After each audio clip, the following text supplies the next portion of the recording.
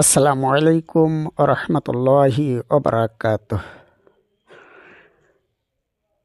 প্রিয় চুয়াডাঙ্গাবাসী, আমরা আজকে জানব চুয়াডাঙ্গা জেলার মোট আসন সংখ্যা কটি এবং ভোটার সংখ্যা কত, কোন আসনে কত ভোটার, কতগুলা কেন্দ্র এবং কে কে 12তম জাতীয় নির্বাচনে প্রতিযোগিতা করতেছেন।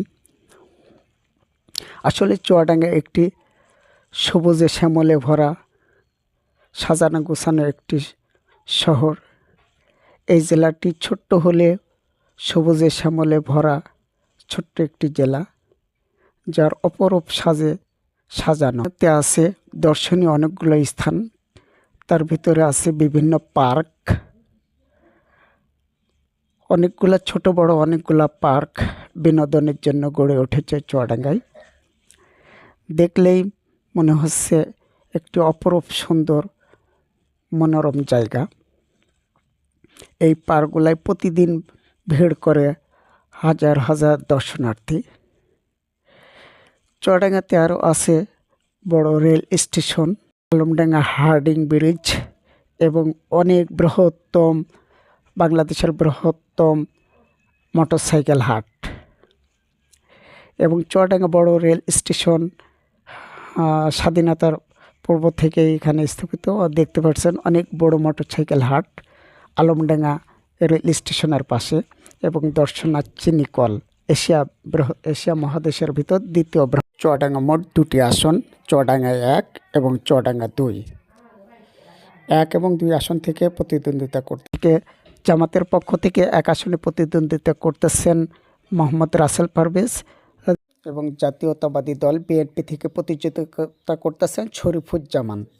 বাংলাদেশ খেলাফত মজলিস থেকে প্রতিদ্বন্দ্বিতা করতেছে জহুরুল হক।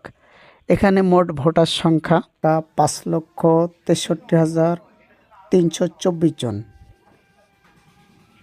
পুরুষ ভোটার 2,49,763 জন, মহিলা ভোটার 2,56,581 জন। 180টি কেন্দ্র আছে।